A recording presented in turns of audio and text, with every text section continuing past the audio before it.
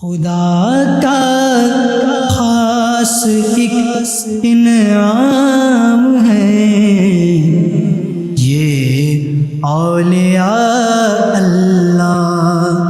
خدا کا خاص ایک انعام ہے یہ اولیاء اللہ. الحمدللہ رب العالمین والصلاة والسلام علی سید المرسلین اما بعد فاعوذ باللہ من الشیطان الرجیم بسم اللہ الرحمن الرحیم. الصلاة والسلام علیک یا رسول اللہ وعلی آلک واصحابک یا حبیب اللہ. الصلاة والسلام علیک یا نبی اللہ وعلی آلک واصحابک یا نور اللہ. ایف جی این چینل کے ناظرین، پروگرام لے کر آپ کی خدمت میں ایک مرتبہ پھر حاضر ہو چکے ہیں. پروگرام کا نام ہے اپنے بزرگوں کو یاد رکھیے. آج بھی انشاءاللہ الکریم کسی ایک عظیم ہستی کا ذکر خیر کریں گے جن کا آج عرس مبارک بھی ہیں. انشاءاللہ الکریم ان کی حالات زندگی پر ہم اپنے گیسٹ کے ساتھ گفتگو کریں گے جو ہمارے لیے انشاءاللہ الکریم مشعل راہ ہوں گی. گفتگو کرنے کے لیے ماشاءاللہ ہمارے بڑے ہی پیارے مہمان مولانا صلاح الدین مدنی صاحب. حضور آپ کو پروگرام میں ایک مرتبہ پھر ویلکم کہتے ہیں. جزاک اللہ خیر. ماشاءاللہ. نعت خواہ بھی ہمارے ساتھ شریک ہیں جو پیارے آقا صلی اللہ تعالی علیہ وسلم کی نعت خوانی بھی کریں گے، اور انشاءاللہ الکریم اس پروگرام کو بڑے بہترین انداز میں ہم لے کر آنے کی کوشش کرتے ہیں تاکہ ہمارے دلوں میں اللہ والوں کی محبت مزید بڑھتی چلی جائے. پروگرام کو آگے لے کر چلوں اس سے پہلے درود پاک کی فضیلت سن لیجئے. میرے آقا مکی مدنی مصطفیٰ صلی اللہ تعالی علیہ وآلہ وسلم نے ارشاد فرمایا، جس نے مجھ پر 10 مرتبہ صبح اور 10 مرتبہ شام درود پاک پڑھا اسے قیامت کے دن میری شفاعت ملے گی. ایک مرتبہ میرے ساتھ درود پاک پڑھ لیجئے. صلو علی الحبیب صلی اللہ تعالی علی محمد صلی اللہ تعالی علیہ وآلہ وسلم. ایف جی این چینل کے ناظرین، آج جس شخصیت کا ہم نے ذکر خیر کرنا ہے بڑی عظیم المرتبہ شخصیت ہے، اور میں کہوں کہ ان کی ایک تصنیف اس قدر مشہور ہے کہ شاید ہی کوئی عالم ایسا ہوگا جو اس کو نہیں جانتا ہوگا، بلکہ یوں کہا جا سکتا ہے کہ ہر دارالفتہ اہل سنت کی زینت ہے، اور کہیں نہ کہیں وہ شخصیت اس تصنیف ہی کی وجہ سے زیادہ مشہور ہے. بہت سارے پہنچ چکے ہوں گے، لیکن آئیے میں آپ کو بتاتا ہوں وہ شخصیت کون ہے. جی صلاح الدین صاحب. ماشاء اللہ الکریم. ایف جی این چینل کے ناظرین، جی آپ نے بالکل صحیح سنا کہ ہر دارالفتہ کی زینت اور خوبصورتی میں، علم کی خوبصورتی، عمل کی خوبصورتی میں اضافہ کرنے والی تصنیف لطیف ہے. ہاں، فقہ حنفی کی عالم بنانے والی کتاب صدر الشریعہ بدر الطریقہ حضرت علامہ مفتی محمد امجد علی اعظمی خلیفہ اعلیٰ حضرت رحمۃ اللہ تعالی کی یہ تصنیف ہے، اور جس کا نام ہے بہار شریعت. آج صاحب بہار شریعت علامہ مفتی امجد علی اعظمی رحمۃ اللہ تعالی کی سیرت طیبہ کے حوالے سے، ان کی سوانح حیات کے حوالے سے، ان کی زندگی کے مختلف گوشوں کے بارے میں ہم جانیں گے. ماشاءاللہ ماشاءاللہ. تو ایف جی این چینل کے ناظرین، اسٹارٹ ٹو اینڈ انشاءاللہ آپ نے پروگرام میں شریک رہنا ہے. بڑی زبردست شخصیت ہیں، یعنی جہاں علم میں یہ کمال رکھتے ہیں وہیں عبادات میں بھی کمال رکھتے ہیں. کئی ساری ایسی خصوصیات ہیں جن کو پڑھ کر اور سن کر ہمارا بھی ذہن بنتا ہے کہ ہمیں بھی ان معاملات میں اپنے آپ کو بہتر کرنا چاہیے. تو آئیے بلا تاخیر میں ان کی حالات زندگی پر ہمارے پیارے مہمان مولانا صلاح الدین مدنی صاحب کی طرف گفتگو کرنے کے لیے بڑھتا ہوں. حضور مفتی محمد امجد علی اعظمی رحمۃ اللہ تعالی علیہ کی ولادت باسعادت کب ہوئی؟ نام تو ماشاءاللہ آپ نے بتایا ہے، ولادت باسعادت کب ہوئی، اور یہ بھی آپ ایڈ فرما لیں کہ ابتدائی تعلیم کا جو مرحلہ آپ کا رہا ہے، جس کا آغاز ہوا ہے، وہ کیسا کیا آغاز رہا ہے؟ ماشاءاللہ، بہت پیارا سوال ہے. حضور صدر الشریعہ بدر الطریقہ محسن اہل سنت خلیفہ اعلیٰ حضرت مصنف بہار شریعت حضرت علامہ مولانا الحاج مفتی محمد امجد علی اعظمی رحمۃ اللہ تعالی علیہ، آپ کی ولادت 1300 ہجری مطابق 1882 میں یو پی کے قصبہ مدینۃ العلماء گھوسی شریف کے اندر ہوئی. کیا بات. آپ کے والد ماجد حکیم جمال الدین رحمۃ اللہ علیہ اور دادا حضور خدا بخش رحمۃ اللہ تعالی علیہ فن طب کے بہت ماہر شخصیت کے مالک تھے۔ ماشاء اللہ۔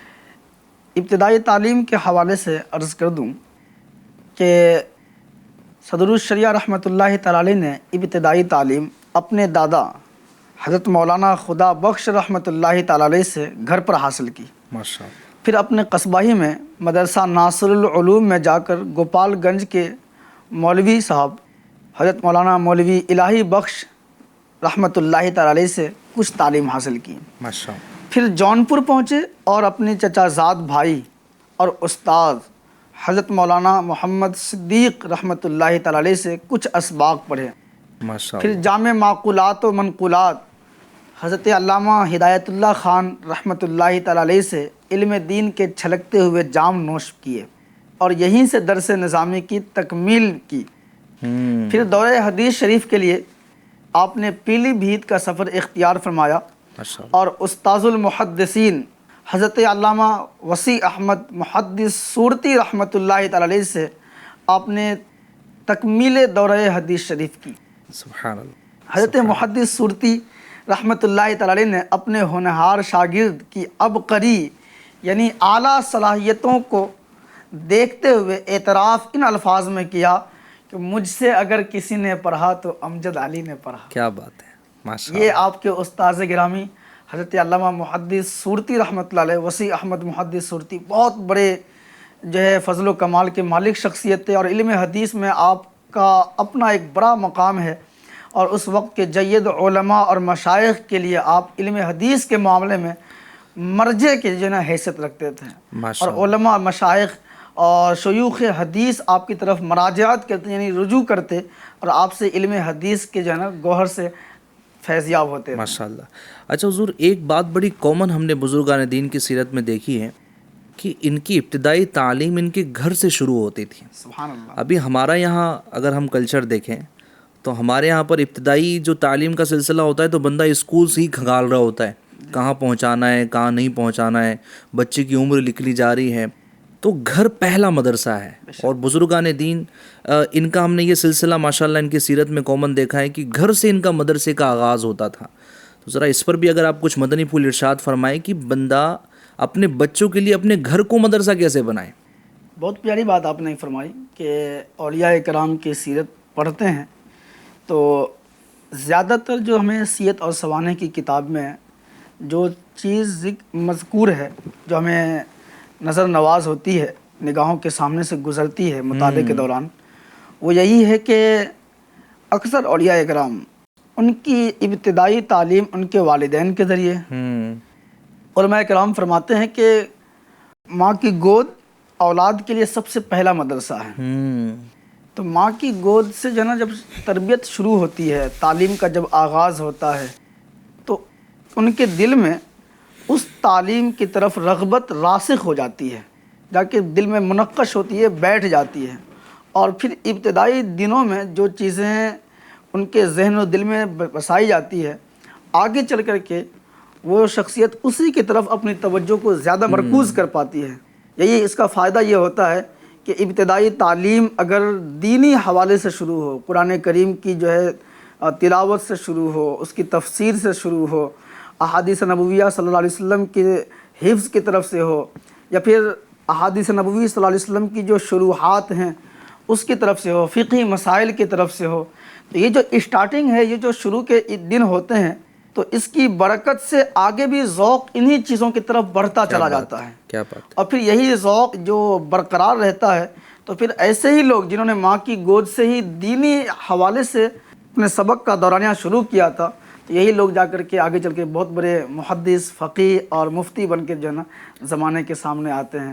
الحمدللہ تعالیٰ اپنے بزرگوں کی تاریخ میں ہم نے یہی دیکھا، امام اہل سنت اعلیٰ حضرت رحمۃ اللہ علیہ کی ذات و شخصیت کو دیکھتے ہیں، حضور مفتی اعظم ہند کو دیکھتے ہیں، حضور حجت الاسلام کو دیکھتے ہیں، حضور حافظ ملت کو دیکھتے ہیں، حضور صدر الشریعہ کو دیکھتے ہیں، حضور مجاہد ملت کو دیکھتے ہیں، علامہ صدر الافاضل سید محمد نعیم الدین مراد آبادی رحمۃ اللہ علیہ، گویا کہ جو بھی اپنے ماضی کے علماء کرام کو پوری فہرست ہے، جن کو بھی دیکھا ان کی سیرت کے اور ان کے سوانح میں، تو یہی دیکھا کہ ان کی ابتدائی تعلیم ان کے گھر سے ہی شروع ہوتی ہے، اور جو شروع سے ذوق ڈال دیا جاتا ہے تو الحمدللہ وہ ذوق سلامت رہتا ہے اور اس کی برکتوں سے وہ اعلیٰ منزل پر فائز ہوتے ہیں الحمدللہ. صدر الشریعہ رحمۃ اللہ علیہ کا بھی حال یہی ہے کہ آپ کو ابتدائی تعلیم جو ہے نا آپ کے گھر سے ملی اور بھی دینی تعلیم ملی. آپ نے جو کہا کہ اسکول کی طرف لوگ رغبت کرتے ہیں، تو جو شروع سے اسکول اور کالج کی طرف جاتے ہیں تو کہیں نہ کہیں ایسا ہے کہ صرف اور صرف دنیا کو پڑھتے ہیں لیکن دین کا اس میں عنصر یا کانسیپٹ یا تصور نہیں پایا جاتا، تو اس وجہ سے وہ دنیا کی طرف ہی رغبت کرتے کرتے دنیا کی طرف جاتے ہیں. لیکن الحمدللہ جب دین ملتا ہے ماں کی گود سے، باپ کی شفقت سے، پھر امام صاحب کی جو ہمارے مسجد کے ائمہ حضرات ہوتے ہیں، امام صاحب جو اہل سنت کی مساجد ہیں، تو وہاں پہ جو ابا حضور لے جا کے بٹھاتے ہیں یا پھر والدہ بھیجتی ہیں کہ امام صاحب کے پاس پڑھنے کے لیے، تو دینی ذوق سلامت رہتا ہے. اور پھر الحمدللہ اسی ذوق کی برکت سے لوگ اعلیٰ منزل پر فائز ہوتے ہیں، محدث بنتے ہیں، فقیہ بنتے ہیں، مفتی بنتے ہیں اور نمایاں دینی خدمات انجام دیتے ہیں. ماشاءاللہ. تو نہ علم دین یہ ہے کہ خود کے لیے بندہ سیکھے بلکہ اپنی اولاد کے لیے بھی سیکھے، اور بالخصوص جو اسلامی بہنیں ہیں اگر یہ علم دین سے مشرف ہو تو یقین جانے علم پھر نسلوں میں سیر کرتا ہے، نسلوں تک منتقل ہوتا ہے. یہ بہت ضروری ہے جو ہمیں بزرگان دین کی سیرت سے کامن سبق مل رہا ہوتا ہے. اچھا، پھر جب تعلیم کا سلسلہ کمپلیٹ ہوا، ماشاءاللہ مروجہ درس نظامی کی تکمیل انہوں نے کی، ماشاءاللہ آپ نے بتایا دورۃ الحدیث شریف کی تکمیل ہوئی. اس کے بعد عموماً جب ہمارے یہاں پر علماء کرام مدارس اہل سنت سے فارغ ہوتے ہیں تو تدریس کی خدمات انجام دیتے ہیں. تو ذرا وہ مصروفیت بھی آپ بتائیے گا، اور یہ بھی بتائیے گا کہ بارگاہ اعلیٰ حضرت میں یہ کس طرح پہنچے، کس طرح زیارت و ملاقات کا سلسلہ رہا، چونکہ اعلیٰ حضرت رحمۃ اللہ تعالی علیہ کی بڑی زبردست ان پر نظر تھی، اور اس شخصیت کو نکھارنے میں اور ابھارنے میں سیدی اعلیٰ حضرت رحمۃ اللہ تعالی علیہ کا بہت بڑا ہاتھ رہا. ماشاءاللہ ماشاءاللہ، بڑی اچھی بات آپ نے فرمائی حضرت. ایک تو تدریس کا آغاز، اور پھر امام اہل سنت اعلیٰ حضرت رحمۃ اللہ علیہ کی بارگاہ میں صدر الشریعہ کی حاضری، اور پھر صدر الشریعہ کو گوہر نایاب بنانے والی ذات و شخصیت اعلیٰ حضرت نے کس طریقے سے نکھارا سوارا. قرآن کریم میں آیت مبارکہ ہے قل کل یعمل علی شاکلتہ. اس کی تفسیر میں مفسرین نے لکھا ہے کہ ہر ایک بندے کے اندر ایک ٹیلنٹ ہوتا ہے، ایک صلاحیت ہوتی ہے. اب یہ ہے کہ اس کو کیسے گروم کیا جائے، کیسے اس کو نکھارا جائے، کیسے اس کو سنوارا جائے. امام اہل سنت اعلیٰ حضرت رحمۃ اللہ علیہ نے یقیناً صدر الشریعہ کے اندر ایسے جوہر اور ایسے کمالات آپ نے بھانپ لیے تھے، دیکھ لیے تھے، اور انہی جوہروں کو آپ نے جو نکھارا ہے، سنوارا ہے. مولانا امجد علی اعظمی صاحب صدر الشریعہ بن گئے، بدر الطریقہ بن گئے. طریقت میں آپ چاند نظر آئے، اور صدر شریعت کا خطاب آپ نے اعلیٰ حضرت کی بارگاہ سے حاصل کیا. تدریس کے حوالے سے آپ نے بتایا تو عرض کروں کہ صوبہ بہار سے آپ نے، بہار کا جو ایک کیپٹل ہے پٹنہ جو مشہور ہے تعلیمی حوالے سے، صدر الشریعہ رحمۃ اللہ علیہ نے تعلیمی جو تدریس کا سلسلہ شروع فرمایا تو وہ آپ نے اس کے لیے پٹنہ کا انتخاب فرمایا، بہار کی سرزمین کا. وہاں ایک مدرسہ اہل سنت کے نام سے ایک ممتاز درسگاہ تھی، جہاں پہ حضور صدر الشریعہ نے اپنے جوہر لٹائے اور اپنی صلاحیتوں کو جس انداز سے آپ نے پیش کیا تو طلباء دور دور سے ذوق در ذوق آتے رہے اور آپ کی درسگاہ فیض میں شامل ہوتے چلے گئے، اور ایک بڑی تعداد نے آپ کی بارگاہ سے استفادہ علم و ادب کیا. صدر الشریعہ رحمۃ اللہ تعالی کے استاد علامہ محدث صورتی رحمۃ اللہ علیہ برسوں وہاں پہ شیخ الحدیث کے منصب پر فائز رہ چکے تھے. اب یعنی کتنی بڑی بات ہے کہ ذوق بھی دیکھیے کہ جہاں پہ استاذ نے درس حدیث برسہ برس تک دیا ہو، وہاں پہ شاگرد بھی اسی استاذ سے استفادہ علم و ادب کر کے، ان سے اجازت لے کر کے، اور ان کے استاذ نے فیوز و برکات لٹائے ہیں. وہاں جا کر کے الحمدللہ آپ خود بھی جو ہے درسگاہ سنبھال لی، اور سنبھالنے کے بعد وہاں سے تدریس کا آغاز فرمایا. اس مدرسے کے جو متولی صاحب تھے بہت مشہور نام ہے، امام اہل سنت اعلیٰ حضرت رحمۃ اللہ تعالی کی تصانیف کو شائع کرنے میں ایک بہت بڑا کردار حضرت علامہ قاضی عبد الوحید فردوسی رحمۃ اللہ تعالی کا نام آتا ہے. یہ اعلیٰ حضرت کے ہم اثر شخصیت ہیں، اور امام اہل سنت کو کتابوں کی ایڈیشن اور اس کے شائع کرنے کے حوالے سے، اس کو طباعت کے مرحلے سے گزارنے کے حوالے سے مولانا قاضی وحید الدین فردوسی صاحب رحمۃ اللہ علیہ نے خود کفیل کر دیا تھا. ماشاءاللہ. کہا تھا کہ مولانا احمد رضا خان صاحب، حضور آپ کتاب لکھیے، آپ کے لکھنے کے جو بھی جنم مراحل ہوں گے اور اس کو طباعت سے گزارنے کے، وہ سارے ذمہ میں اپنے اوپر لیتا ہوں. کیا بات ہے. وجہ یہ تھی کہ قاضی عبد الوحید صاحب خود فارغ البال شخصیت کے مالک تھے، اور اللہ تعالیٰ نے بہت دولت و ثروت سے نوازا تھا اور خود دینی گھرانے سے تھے. خود قاضی عبدالوحید فردوسی صاحب کے والد صاحب نے ایک فیصلہ کیا تھا کہ ایک ذہین ہے اور ذہین ایسا ہے کہ اس کو بیرسٹر بنایا جائے اور بیرون ملک ان کو تعلیم کے حصول کے لیے بھیجا جائے. لیکن ان کا مدنی ذوق یہ تھا کہ ہمیں دنیاوی تعلیم کے حصول کے لیے اپنا وقت نہیں ضائع کرنا ہے بلکہ دینی علم حاصل کر کے دینی علماء کے ساتھ، اہل سنت کے علماء کے ساتھ رہ کے دین کا کام کرنا ہے. اور اپنے مدعا پر اپنی جو ایک طلب تھی، اللہ تعالیٰ نے اس کے لیے آپ کی راہیں ہموار فرما دی اور امام اہل سنت کا ساتھ ان کو نصیب ہوا. صدر الشریعہ رحمۃ اللہ تعالی علیہ اسی مدرسے میں جس کے متولی خود قاضی عبدالوحید فردوسی صاحب رحمۃ اللہ علیہ تھے، آپ وہاں جا کر کے تدریس کا آغاز کرتے ہیں، یعنی مدرس ہوتے ہیں. اور آپ رحمۃ اللہ تعالی علیہ کے استاذ محترم کی دعاؤں کے سائے میں پٹنہ پہنچے اور پہلے ہی سبق میں علوم کے ایسے دریا بہائے کہ علماء و طلباء اش کر اٹھے. قاضی عبدالوحید صاحب رحمۃ اللہ علیہ جو خود بھی متبحر عالم تھے، آپ سے متاثر ہو کر انتظامی صلاحیت، اہتمام کی صلاحیت اور دارالعلوم کی جملہ جو ہے نا کاموں کی نگہداشت، دیکھ ریکھ کرنے کی جو ہے نا ذمہ داری خود صدر الشریعہ کو سونپ دی کہ یہ مدرسہ اب آپ کے حوالے ہے، آپ اپنے اعتبار سے اس کو چلائیں. یعنی اتنا بڑا اعتماد صدر الشریعہ رحمۃ اللہ علیہ نے چند لمحوں میں، چند دنوں میں ہی حاصل کر لیا. سبحان اللہ، سبحان اللہ، کیا بات ہے. صدر الشریعہ رحمۃ اللہ تعالی علیہ کے پھر اعلیٰ حضرت رحمۃ اللہ تعالی علیہ کی خدمت میں کس طرح حاضری ہوئی، کیا زیارت کا پہلی مرتبہ سلسلہ رہا؟ ماشاء اللہ. امام اہل سنت رحمۃ اللہ علیہ کے حوالے سے حضرت کہ وہ کیا زمانہ تھا اور کتنا پیارا دور تھا کہ جس میں خود امام جلوہ افروز ہیں اور جلوہ افروز ہو کر کے فتاوی رضویہ شریف جیسی فقہ اسلامی کا عظیم انسائکلوپیڈیا ترتیب دے رہے ہوں گے.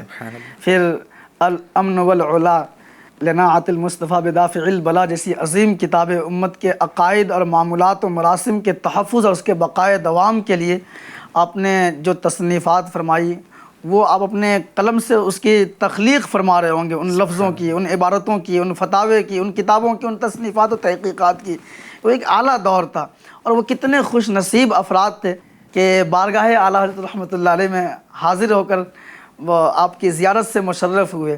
انہی میں صدر الشریعہ رحمۃ اللہ علیہ کا بڑا خصوصی مقام ہے، بہت خصوصی مقام ہے کہ امام اہل سنت نے اپنے دور کے اندر جن پر بہت زیادہ اعتماد فرمایا، جن سے بہت زیادہ شفقت فرمائی، جن پہ بہت زیادہ محبتوں کے پھول نچھاور کیے اور آگے بڑھایا اور آگے کے مرحلوں کے لیے، یعنی فقہ اسلامی کے لیے جس کو تیار کیا، وہ کوئی اور ذات نہیں، صدر الشریعہ رحمۃ اللہ علیہ کی ذات ہے. ملاقات کیسے ہوئی کہ صدر الشریعہ رحمۃ اللہ علیہ مولانا قاضی عبدالوحید فردوسی صاحب کے یہاں مدرسہ اہل سنت میں آپ تدریس کرنے لگے.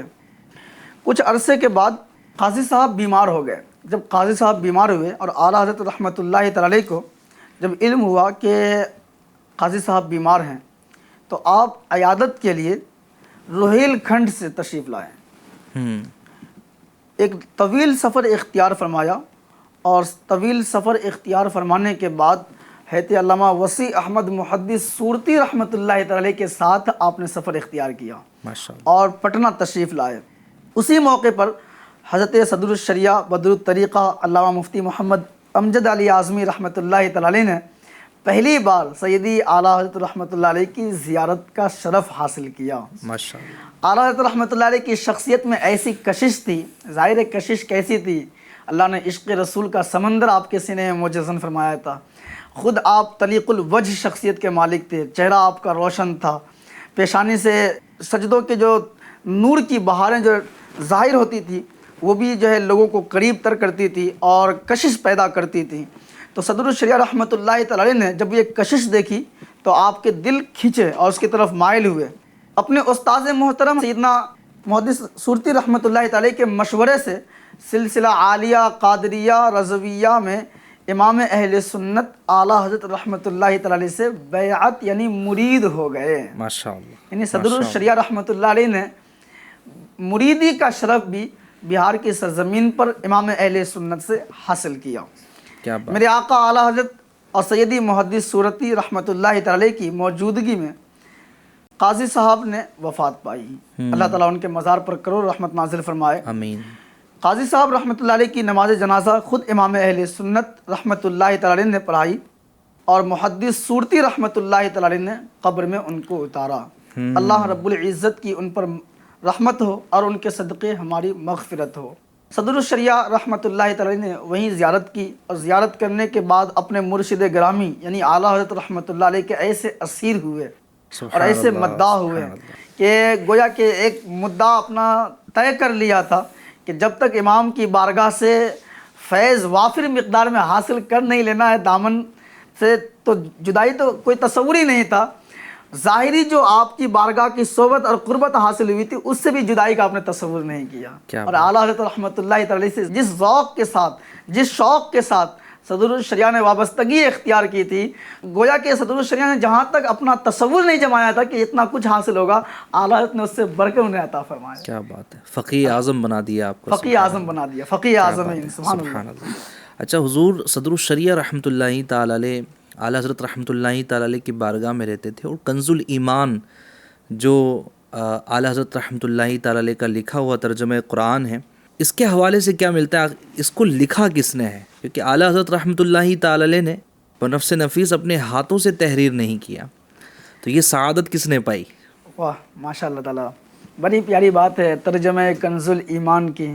بعض علماء نے یہاں تک لکھا ہے کہ اگر اردو زبان میں قرآن دیکھنا ہو تو وہ کنز الایمان ہے۔ کیا بات ہے، کیا بات ہے! یعنی قرآن کی بے عین ہی وہی زبان، ادب کی زبان، اخلاق کی زبان، پھر نبی کریم صلی اللہ علیہ وآلہ وسلم کی جو سیانت ہے، ان چیزوں کے ساتھ ترجمہ قرآن اگر کسی نے کیا ہے، تمام تر سیاق و سباق کا جس نے خیال رکھا ہے، اور جس ترجمے کے اندر یہ ساری خصوصیات ایک جگہ جمع ہو کر کے سمٹ کر آ جاتی ہیں، اس ترجمہ کا نام ہے ترجمہ کنز الایمان، ایمان کا خزانہ۔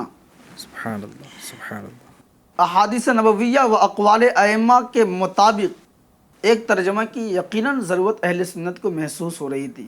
ظاہر ہے کہ ہم ہندوستان میں ہیں اور یہاں پہ قرآن کریم کو ہم اردو زبان میں جاننا چاہتے ہیں، اور قرآن کریم میں اللہ تعالیٰ مخلوق سے کیا کلام کر رہا ہے، کیا بتانا چاہ رہا ہے، کیا فرمانا چاہ رہا ہے، اور حکم کی فرما برداری کس انداز سے کی جائے، تو ہر بندہ عربی تو جانتا نہیں، عربی سے واقفیت نہیں ہے، اور عربی علوم کے تمام تر جو معانی، مطالب اور مفاہیم ہیں اس پر دسترس نہیں ہے، تو یقیناً اس کی ایک ضرورت محسوس ہو رہی تھی۔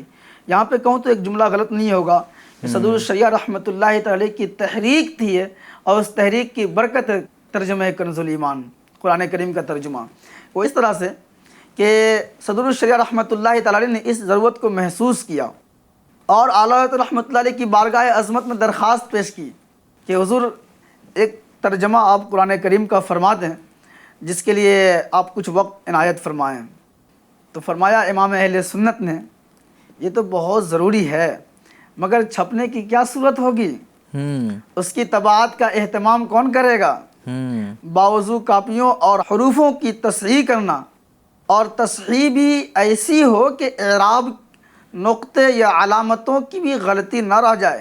پھر یہ سب چیزیں ہو جانے کے بعد سب سے بڑی مشکل تو یہ ہے کہ پریس میں ہمہ وقت باوضو رہے، بغیر وضو نہ پتھر کو چھوئے اور نہ کاٹے، پتھر کاٹنے میں بھی احتیاط کی جائے، اور چھپنے میں جو جوڑیاں نکلی ہیں ان کو بھی بہت احتیاط سے رکھا جائے۔ ان لفظوں کے اندر جو گہرائی اور گہرائی ہے، پہلے اس کو سمجھا جائے۔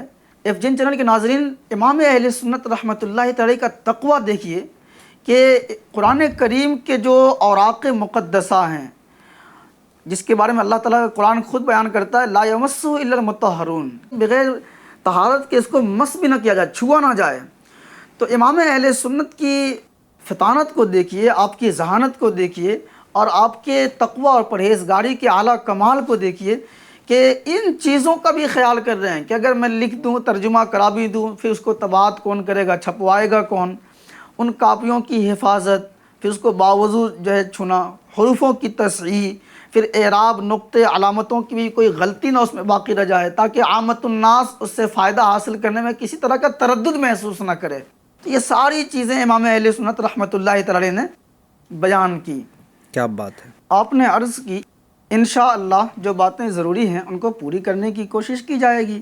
بالفرض مان لیا جائے کہ ہم سے ایسا نہ ہو سکا، تو جب ایک چیز موجود ہے تو ہو سکتا ہے کہ آئندہ کوئی شخص اس کے تباہ کرنے کا انتظام کرے اور مخلوق خدا کو فائدہ پہنچانے میں کوشش کرے، اور اگر اس وقت یہ کام نہ ہو سکا تو آئندہ اس کے نہ ہونے کا ہم کو بڑا افسوس ہوگا۔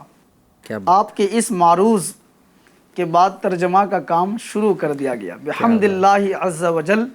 آپ رحمۃ اللہ تعالی علیہ کی مساعی جمیلہ سے خاطر خواہ کامیابی ہوئی، اور آج مسلمانوں کی کثیر تعداد مجدد اعظم امام اہل سنت اعلیٰ حضرت رحمۃ اللہ تعالی علیہ کے لکھے ہوئے قرآن پاک کے صحیح ترجمہ کنز الایمان سے مستفید ہو کر آپ رحمۃ اللہ تعالی علیہ یعنی صدر الشریعہ کی ممنون احسان ہے، اور انشاءاللہ عز وجل یہ سلسلہ قیامت تک جاری رہے گا۔ کیا بات ہے گر ناظرین اہل کرام۔ چمن فخر کریں اس پہ بجا ہے، گر اہل چمن فخر کریں اس پہ بجا ہے، امجد تھا گلاب چمن دانش و حکمت۔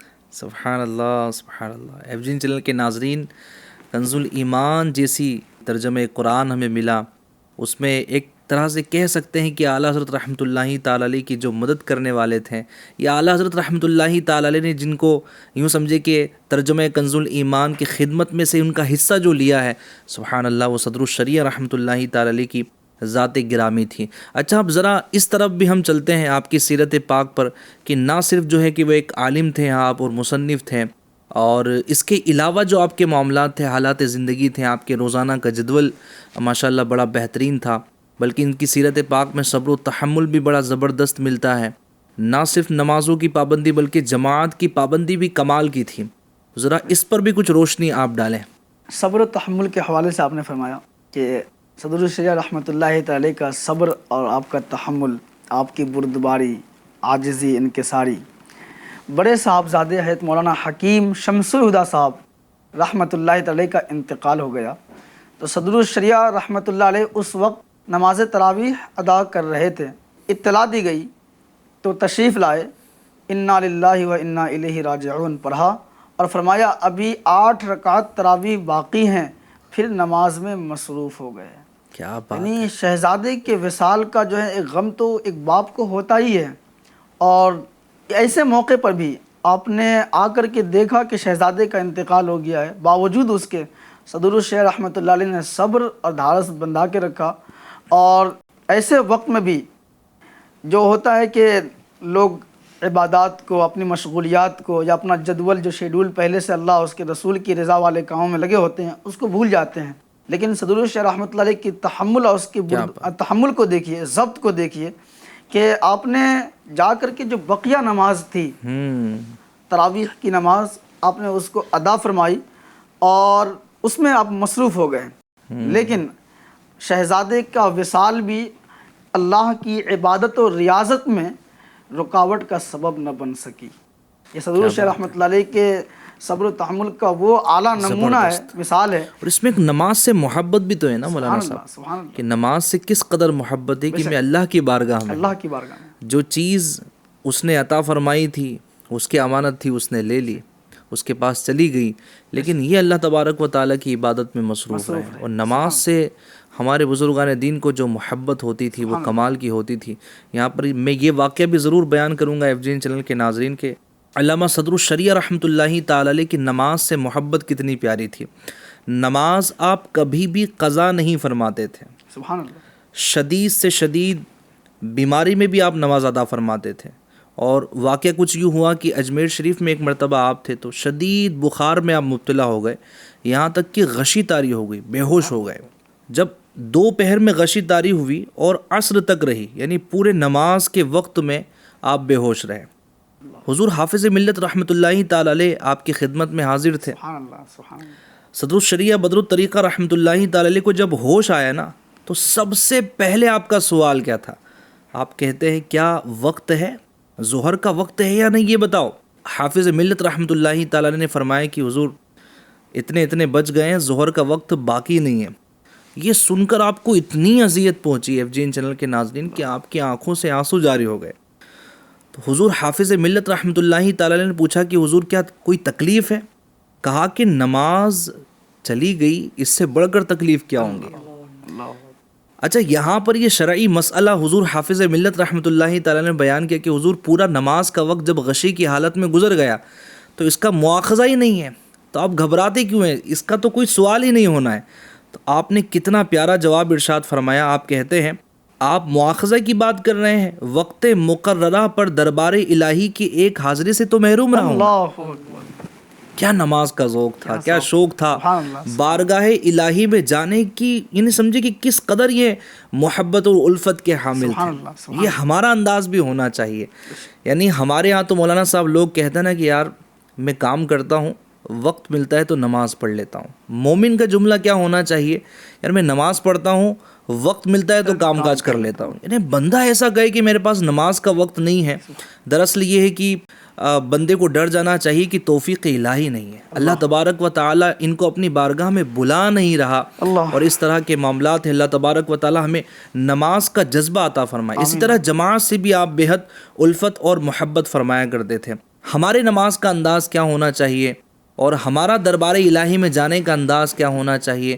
حضور صدر الشریعہ محمد امجد علی اعظمی رحمۃ اللہ تعالی علیہ کی سیرت پاک سے ہمیں یہاں پر کیا درس لینا چاہیے؟ بالکل حضور یہی درس لینا چاہیے کہ نبی کریم صلی اللہ علیہ وآلہ وسلم نے جو فرمایا ہے کہ نماز اہم العبادات میں سے ہے، اور نماز کی جو اہمیت آئی ہے قرآن کریم کے اندر، احادیث طیبات کے اندر، وہ بہت زیادہ ہے۔ نماز ترک کرنے والوں کے بارے میں آیا قرآن کریم میں اللہ تعالیٰ فرماتا ہے جہنمیوں کا ذکر کرتے ہوئے کہ جب جہنمیوں کو جہنم میں ڈالا جائے گا، سوال کریں گے ما سلککم فی سقر، بتا اے شخص تم کو کون سی چیز جہنم میں لے کر کے آ گئی ہیں؟ قالوا، وہ لوگ کہیں گے لم نکو من المصلین، ہم نماز نہیں پڑھتے تھے اس لیے جہنم میں داخل کر دیے گئے۔ اللہ اللہ، ہمارے بزرگوں کا یہ انداز رہا ہے کہ اپنی زندگی میں جس چیز کو زیادہ فوکس کیا وہ نماز۔ اولیاء کرام کے ایسے بے شمار واقعات ہیں کہ جس میں آپ نے نماز کو بہت زیادہ فوکس کیا، اور نماز کی پابندی کی برکت سے اللہ تعالیٰ نے ان کے لیے ولایت کی منزلیں عطا فرمائی اور ان کے لیے اسرار و رموز کھولے۔ خود سیدی شیخ طریقت امیر اہل سنت دامت برکاتہم العالیہ کو اگر دیکھتے ہیں حضرت، تو نماز کی پابندی کے معاملے میں اللہ تعالیٰ نے کیا ذوق عطا فرمایا ہے، کیسی جو ہے محبت نماز ہے کہ آپ نے ابھی بھی ایسے وقت میں، یہ ترقی یافتہ دور میں، آج بھی آپ نے 3 الارم سیٹ کرنے کا اپنا ایک جدول بنایا ہوا ہے نماز کے لیے۔ امیر علیہ سنت کا جو جذبہ پابندی نماز، وہ ہمارے لیے قابل تقلید ہے، قابل عمل ہے۔ صدر الشریعہ رحمۃ اللہ علیہ کا جو آپ نے مسئلہ بیان کیا کہ حالت غشی میں اتنی تو اجازت تھی کہ رخصت ہے اور اس پہ مواخذہ بھی نہیں ہے، مگر یہ الفاظ جو آپ نے دہرائے کتنی گہرائی ہے کہ اتنے وقت کے لیے میں بارگاہ ربوبیت میں حاضری سے محروم رہ گیا۔ اللہ پاک کی بارگاہ سے اتنے دیر کی محرومی، یعنی اولیاء کرام کا یہ خاصہ امتیاز رہا ہے کہ وہ ہر لمحے میں یہ چیز تلاشتے ہیں کہ اللہ پاک کی بارگاہ میں کیسے سرخرو ہو جایا جائے۔ تو ایف جین چینل کے ناظرین یہ نیت فرماتے چلیں کہ انشاءاللہ الکریم ہمیں صدر الشریعہ رحمۃ اللہ تعالی علیہ کی زندگی سے یہ سیکھنا ہے کہ ہمیں نماز کی پابندی کرنی ہے، بارگاہ الہی میں حاضری دینی ہے۔ انشاءاللہ التجائیں کریں گے، تمنائیں کریں گے، وہاں سب پوری ہوں گی۔ دیکھیں نا، ہر دوسرا انسان پریشانیوں کا شکوہ کر رہا ہے، یہ پریشانی ہے، وہ پریشانی ہے، جناب بیماری ہے تو جناب قرض داری ہے، نہ جانے کیسے کیسے مسائل ہیں۔ یہ سارے مسائلوں کا حل رب تبارک و تعالیٰ کی بارگاہ میں ہے۔ آپ آئیں، اللہ تبارک و تعالیٰ کی بارگاہ میں جھکیں، 2 رکعت نماز ادا کریں، فرض نمازیں ادا کریں، صلاۃ الحاجات پڑھیں، اللہ پاک جتنی توفیق دے اتنی عبادتیں کریں، اور نماز کے بعد اللہ تبارک و تعالیٰ کی بارگاہ میں آپ ہاتھ اٹھا کر مانگے تو صحیح۔ جو مانگنے کا سلیقہ ہے اس طرح مانگو، در کریم سے بندے کو کیا نہیں ملتا۔ سبحان اللہ، ہم بندے ہیں، بندگی کرنا ہمارا کام ہے، بندہ ہی بندگی نہ کرے تو پھر کون کرے؟ تو ہمیں نماز کی پابندی کرنا چاہیے۔ مولانا صلاح الدین مدنی صاحب، آپ کی سیرت مبارکہ میں نبی کریم صلی اللہ تعالی علیہ وسلم کی سنتوں پر عمل کرنے کا جو جذبہ کتابوں میں موجود ہے، یعنی آپ کی صحبت میں جو رہا ہے، وہ اس بات کا یوں ثبوت دیتے تھے نا، گواہی دیتے تھے کہ جناب ہم نے کبھی بھی صدر الشریعہ رحمۃ اللہ تعالی علیہ کو یعنی سنتیں ترک کرتے ہوئے نہ دیکھا۔ جب بھی ہم نے دیکھا تو دیکھا کہ ہر چھوٹی چھوٹی سنتوں پر آپ عمل کیا کرتے تھے۔ من احب سنتی فقد احبنی ومن احبنی کان معی فی الجنہ کا جو مزدہ جہاں فضا ملا ہے، بھلا ایسی ستودہ صفات ہستیاں کیسے ترک کر سکتی ہیں حضرت؟ سبحان اللہ، ماشاء اللہ. بلکہ بڑی پیاری بات کہی. گھریلو زندگی پر اگر ہم ڈسکس کریں، یعنی عموماً ہوتا ایسا ہے کہ جب کسی دینی شخصیت پر گفتگو ہوتی ہے نا، تو ہمارے یہاں پر عموماً ان کی علمی خدمات پر گفتگو ہو جاتی ہے. سمجھتے کہ تقریر کرنے والے مولانا صاحب ہیں، انہوں نے کتابیں لکھی ہوں گی، لوگوں کو مسئلے مسائل بتاتے ہوں گے، لیکن ان کی گھریلو لائف اتنی ڈسکس نہیں کی جاتی. اور کہیں نہ کہیں تصور یہ ہوتا ہے کہ جناب مولانا صاحب ہے تو انہوں نے تو بھاری رہنا ہے، گھر میں کیا کرنا ہے، گھر میں کیا ٹائم دینا ہے، پتہ نہیں کیا کرتے ہوں گے. تو علامہ صدر الشریعہ رحمۃ اللہ تعالی علیہ کی جو گھریلو زندگی تھی، جس طرح آپ نے اپنا ٹائم مینیج کیا ہوا تھا، ذرا اس پر بھی آپ روشنی ڈالیں اور ناظرین کرام کو بتائیں کہ گھر میں بندے کو کیسا رہنا چاہیے، کیا گھر میں سپورٹ کرنا چاہیے، گھر والوں کی ہیلپ کرنا چاہیے، کیا ہونا چاہیے. نبی کریم صلی اللہ علیہ وآلہ وسلم نے ارشاد فرمایا کہ تم میں بہتر وہ شخص ہے جو اپنے گھر والوں کے لیے بہتر ہے، اور سن لو میں اپنے گھر والوں کے لیے تم میں سب سے بہتر ہوں. نبی کریم صلی اللہ علیہ وسلم کے اس مبارک فرمان سے کئی سارے مسائل کا حل سامنے آتا ہے. آپ نے بڑی پیاری تمہید باندھی کہ گھر میں رہتے ہوئے بسا اوقات لوگ کاموں کو یا گھریلو کام کاج کو اگنور کر رہے ہوتے ہیں، مایوب سمجھا جاتا ہے. مرد حضرات ہمارے جو ہیں، جی، چونکہ حضور صدر الشریعہ رحمۃ اللہ تعالی علیہ، اللہ پاک نے ان کو بہت صلاحیتوں سے نوازا، باوجود یہ کہ دینی خدمات بہت ساری، بے شک، لیکن گھریلو زندگی کمال. گھریلو زندگی.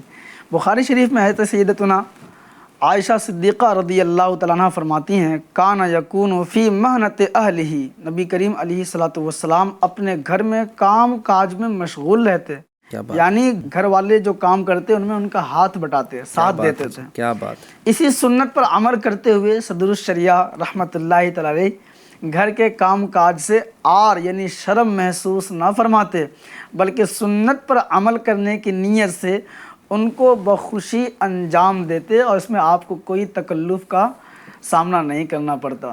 اس سے پتہ یہ چلتا ہے ایف جین چینل کے ناظرین کہ گھر میں رہتے ہوئے گھر کے کام کاج میں ہاتھ بٹانا نبی کریم صلی اللہ علیہ وآلہ وسلم کی سنت ہے، اور ہمارے بزرگوں نے، ہمارے اسلاف نے، ہمارے مشائخ نے اپنے عمل سے اس کا درس دیا ہے، اور اس کو کرنے میں کبھی یہ عیب کا تصور نہیں کیا. ظاہر ہے یہ اپنے کام ہیں، کریں گے تو فائدہ ہوگا، جو کام دیر سے ہونے والا ہے سب مل کے کریں گے تو جلد ہو جائے گا، کئی طرح کی عافیت اور جو ہے نا سہولتیں ہمیں میسر ہو سکتی ہیں. تو صدر الشریعہ رحمۃ اللہ علیہ اس معاملے میں بھی، یعنی گھر کے لوگوں کے کام کاج میں ہاتھ بٹانے میں بھی اپنی ایک مثال رکھتے ہیں. کیا بات ہے، ماشاء اللہ الکریم. اچھا، حضور صدر الشریعہ رحمۃ اللہ تعالی علیہ ماشاء اللہ عاشق مدینہ بھی تھے. بے شک، بے شک، سبحان اللہ. اور جس طرح آپ حج پر تشریف لے گئے وہ واقعہ بھی بڑا دلچسپ ہے. احمد آباد شریف آپ کی حاضری تھی حضور شاہ عالم رحمۃ اللہ تعالی علیہ کی خدمت میں، اور وہاں پر جو ایک خصوصی دعا کا سلسلہ رہا، ذرا اگر وہ واقعہ آپ سنا دیں. سبحان اللہ.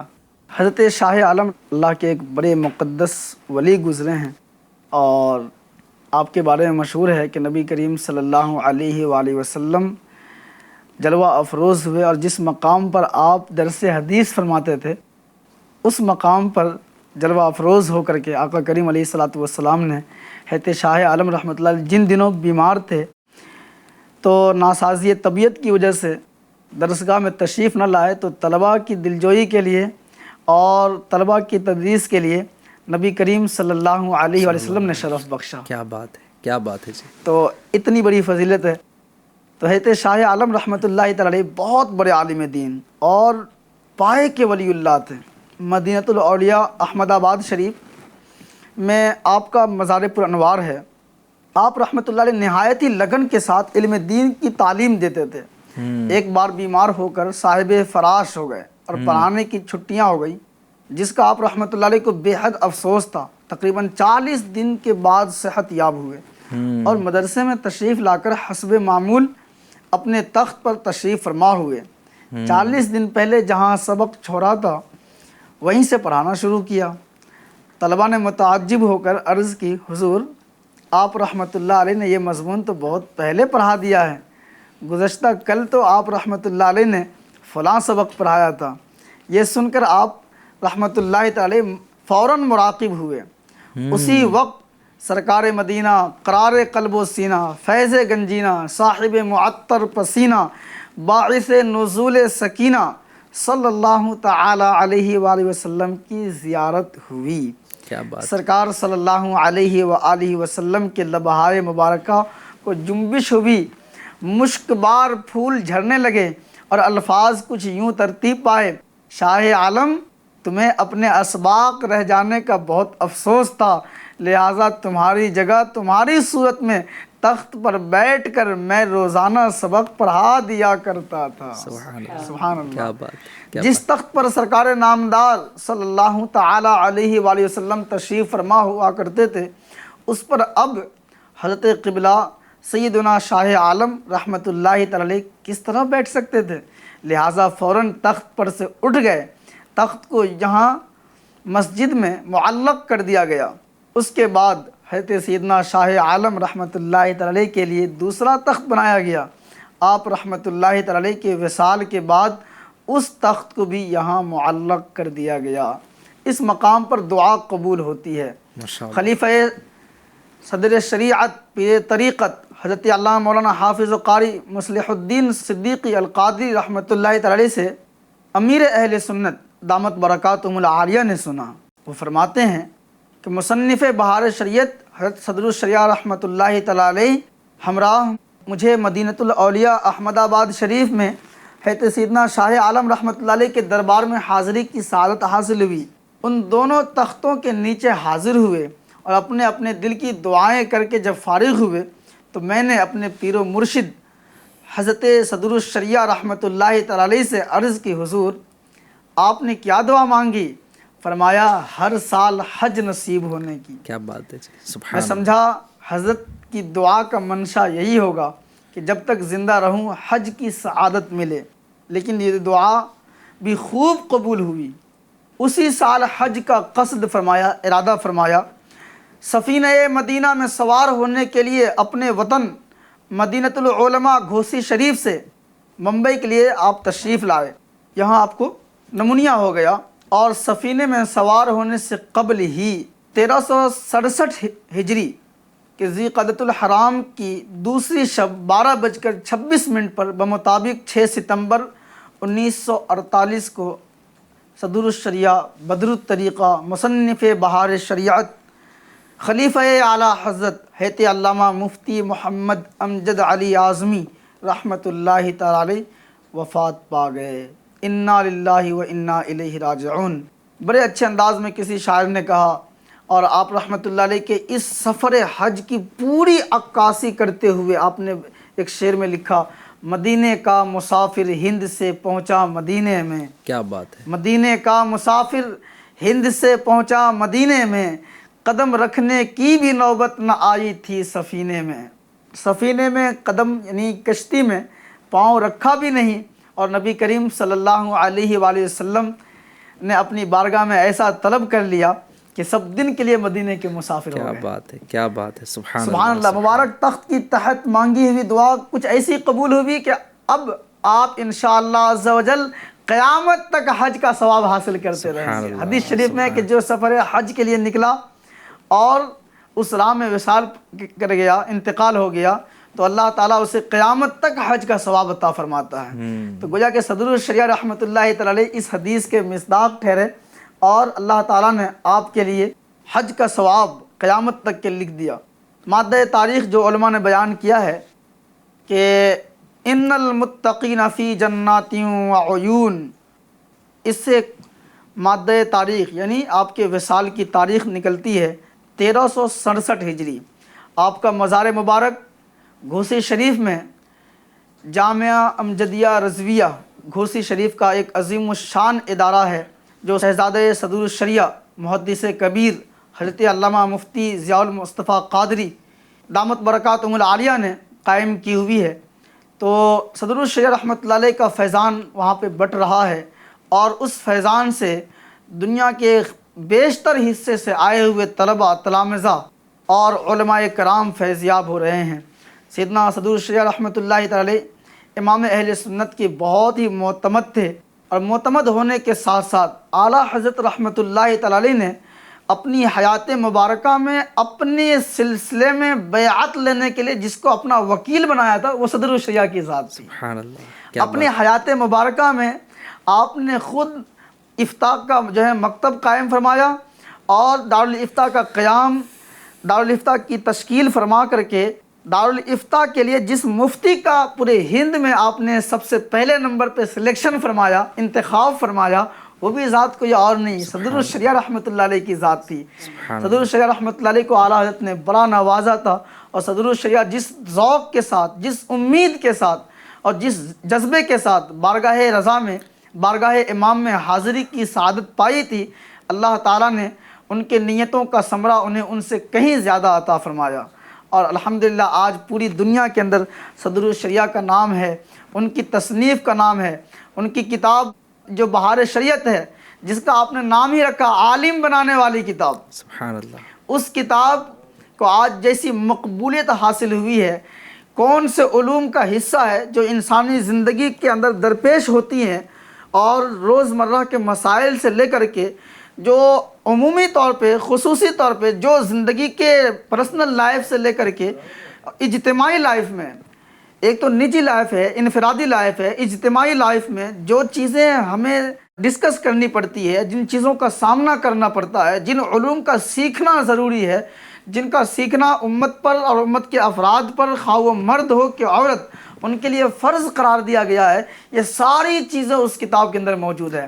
خود صاحب بہار شریعت سیدنا صدر الشریعہ رحمۃ اللہ تعالی علیہ نے فرمایا تھا کہ یہ کتاب بہار شریعت اگر میں ہے اورنگزیب کے زمانے میں لکھتا تو وہ مجھے سونے سے تول لیتے۔ کیا بات ہے، کیا اس بات سے ہے، کتاب کا معیار سمجھ میں آتا ہے، کتنی بلند ترین کتاب ہے۔ پیارے ناظرین کرام، آپ سے گزارش ہے کہ صدر الشریعہ رحمۃ اللہ علیہ کی جہاں آپ بہت ساری سیرت و سوانح پڑھتے ہیں، سنتے ہیں، وہیں پہ میری طرف سے آپ کے خدمات میں ریکویسٹ ہے کہ بہار شریعت کا ضرور مطالعہ کیجیے، اس سے انشاءاللہ تعالیٰ بہت سارے فوائد اور برکات حاصل کریں گے۔ آئیے آخری نشست کی آخری باتیں حضرت مولانا ندیم مدنی صاحب قبلہ سے ہم سنتے ہیں۔ حضرت آپ کیا پیغام دینا چاہیں گے؟ اللہ تبارک و تعالیٰ رحمت کی نظر فرمائے۔ ایف جین چینل کے ناظرین، اگر آپ میں سے کوئی چاہتے ہیں کہ یہ بہار شریعت آپ بھی پڑھ سکیں تو آپ کے لیے خوشخبری ہے۔ الحمدللہ دعوت اسلامی انڈیا کا اشاعتی ادارہ ہے مکتبۃ المدینہ، آپ کسی بھی شاخ سے، کسی بھی برانچ سے آپ جا کر اس کو حاصل کر سکتے ہیں۔ اور اگر آپ چاہتے ہیں کہ گھر بیٹھے آپ تک یہ کتاب پہنچ جائیں تو اسکرین پر آپ جو نمبر دیکھ رہے ہیں، اس نمبر پر آپ کال کیجئے، واٹس ایپ کیجئے، انشاءاللہ گھر بیٹھے فری ہوم ڈیلیوری کے ساتھ یہ کتاب آپ کے گھر تک پہنچانے کی کوشش رہے گی انشاءاللہ الکریم۔ اور چونکہ ایف جین چینل کے ناظرین یہ اردو زبان میں ہے اور ہر ایک کے لیے سمجھنا یہ آسان بات نہیں ہے، لیکن چونکہ ہم پر مسائل شرعیہ کا جاننا ضروری ہے، لہٰذا اگر آپ یہ چاہتے ہیں کہ آپ اس کتاب کو بطور درس سمجھنے میں کامیاب ہو جائیں، آپ کوئی کورس کر لیں، تو بہار شریعت کورس الحمدللہ دعوت اسلامی کا ایک بڑا ہی پیارا ادارہ ہے، GNOA غریب نواز آن لائن اکیڈمی۔ آپ اپنی سہولت کے مطابق، آپ جو وقت دیں گے اس کے مطابق انشاءاللہ ہمارے مدرس، ہمارے معلم، ہمارے اسلامی بھائی آپ کو پڑھانے میں اور اس کتاب کو سمجھانے میں کامیاب ہو جائیں گے۔ اگر آپ چاہتے ہیں کہ آپ بہار شریعت کورس میں حصہ لے لیں تو یہ نمبر جو اسکرین پر آپ دیکھ رہے ہیں، اس نمبر پر کانٹیکٹ کیجئے، انشاءاللہ اسلامی بھائی آپ سے رابطہ کریں گے اور آپ کے لیے کورس کا ٹائم انشاءاللہ الکریم ارینج کرنے کی کوشش کی جائے گی۔ ایف جین چینل کے ناظرین، حضور صدر الشریعہ رحمۃ اللہ تعالی علیہ کی زندگی بڑی طویل ہے، ہم نے چند ایک پہلو آپ کی خدمت میں رکھے ہیں، ہمیں ان کی زندگی سے بہت کچھ سیکھنے کی کوشش کرنی چاہیے، اور یاد رکھیں صرف سیکھنا یا سننا نہیں ہے بلکہ عملی میدان میں بھی آنا ہے۔ عمل کریں گے تو انشاءاللہ دونوں جہانوں میں ہمیں برکتیں ملے گی۔ اور یہ پروگرام لانے کا ایک بڑا مقصد یہ بھی ہے کہ بزرگان دین ان کی سیرت کو نہ صرف ہم بیان کریں بلکہ ان کے عرس کے دن ہم ان کو یاد بھی رکھیں، ان کے سلسلے میں فاتحہ خوانی بھی کرائیں، اور فاتحہ خوانی کا انداز ایسا ہو کہ ہم اپنے بچوں کو بھی ساتھ لے کر بیٹھیں، سبحان اللہ، کچھ ان کا تذکرہ خیر بھی کر لیں۔ بلکہ امیر اہل سنت کا بڑا ہی پیارا رسالہ ہے تذکرہ صدر الشریعہ، آپ اسکرین پر یہ رسالہ بھی دیکھ رہے ہوں گے، یہ بھی مکتبۃ المدینہ سے آپ حاصل کر سکتے ہیں، تو یہ بھی حاصل کریں، اپنے بچوں کو پڑھ کر سنائیں، ان کو پڑھنے کے لیے دیجیے انشاءاللہ الکریم۔ اس طرح بزرگوں کی سیرت پڑھ کے ان کے دل میں مزید محبت یہ بڑھتی ہی چلی جائے گی۔ تو آج فاتحہ خوانی کا آپ نے ضرور اہتمام کرنا ہے اور ایف جی این چینل دیکھتے رہنا ہے۔ ایف جی این چینل کے ناظرین، آئیے آخر میں انشاءاللہ دعا بھی کر لیتے ہیں۔ جی مولانا صاحب۔ اللہ تعالیٰ سیدنا صدر الشریعہ رحمۃ اللہ علیہ کے مزار پر انوار پر کروڑوں رحمت نازل فرمائے اور آپ کے خانوادے کی خیر فرمائے۔ اللہ پاک آپ کے فیوز و برکات سے ہم سب کو، عالم اسلام کو مالا مال فرمائے۔ آمین یا رب العالمین بجاہ النبی الامین صلی اللہ علیہ وسلم رحمت. پروگرام کا وقت کمپلیٹ ہوا. انشاءاللہ الکریم اسی پروگرام میں نیکسٹ ایپیسوڈ پھر کسی بزرگ رحمۃ اللہ تعالی علیہ پر لے کر آئیں گے. جب تک اپنا بہت خیال رکھیے گا. صلو علی الحبیب صلی اللہ تعالی علی محمد صلی اللہ علیہ وسلم.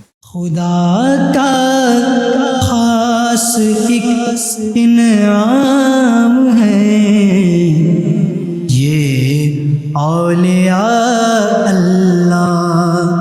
خدا کا خاص ایک انعام